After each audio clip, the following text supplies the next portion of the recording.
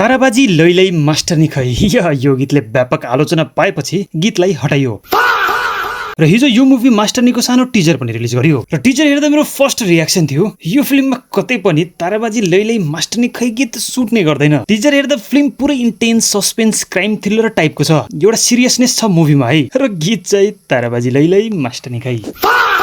यो मेकर्सहरुको यो गहिरो डिप थिंकिङ गरेर आफ्नै फिल्मलाई ब्यान्ड बजाउने कार्यक्रम भन्छु म यसलाई। यो प्रियंका कार्कीमा फिल्मको टिजर यस्तो राम्रो छ, तर यसमा ताराबाजी लैलै वाइ? या मेकर्सहरुले दुर्गेश थापाको गीत हालेर ब्याङ गर्ने मचाउने कुरा सोचेका होलान्, तर राम्रो काम चाहिँ के भएको छ भन्दाखेरि गीतको आलोचना भए पनि मास्टरनी फिल्म हो भनेर मान्छेहरुलाई थाहा भयो, एउटा हाइप त जेनेरेट भयो। अब यो 1 मिनेट 12 सेकेन्डको टिजरले राम्रो भाइब त दिइरहेको छ, कन्टेन्ट दिमाग लाउने खालको ग्रिपिङ ऑडियन्सलाई बाँधेर राख्ने फिल्म हुन सक्छ भनेर भनिरहेको छ। टिजरमा मोस्टली बीजीएम नै चलिरहेको हुन्छ, जस्ट एउटा सानो डायलग सुन्न मिल्छ कि त्यो पल मेरो अगाडि मेरी छोरी थिए, उसको सुरक्षा भन्दा यो संसारमा अरु केही छैन। यो डायलगबाट यही कुरा थाहा हुन्छ कि प्रियंका कार्कीले आफ्नो छोरी सिमरन खड्कालाई बचाउनलाई जुनसुकै हदसम्म जान सक्छिन्। मुभीमा टिजरको सुरुवातमै जंगलमा कसैलाई मारिएको सिन छ, सायद फिमेल नै हुन सक्छिन् र यही क्राइमको आरोप 3-4 जना फिमेल क्यारेक्टर्सहरुलाई लागेको हुन सक्छ, जस्तै सिमरन खड्का प्रियंका कार्की एज मास्टरनीको छोरी, त्यसैगरी प्रमोद अग्रहरि र रिजा शर्माकी पनि छोरी छ, त्यसैगरी अरु पनि फिमेल क्यारेक्टर्सहरु हेर्न मिलिरहेको छ टिजरमा। इभन कुनै सिन्सहरु हेर्नु पर्दा त प्रमोद अग्रहरि जो पोलिटिशियनको रूपमा छन् यही क्यारेक्टरकै छोरीसँगै केही घटना भएको पनि हुन सक्छ है। र अझ एउटा इन्ट्रेस्टिङ डिटेल के छ भन्दाखेरि यो पछाडी हेर्नु त स्वतन्त्र पार्टी।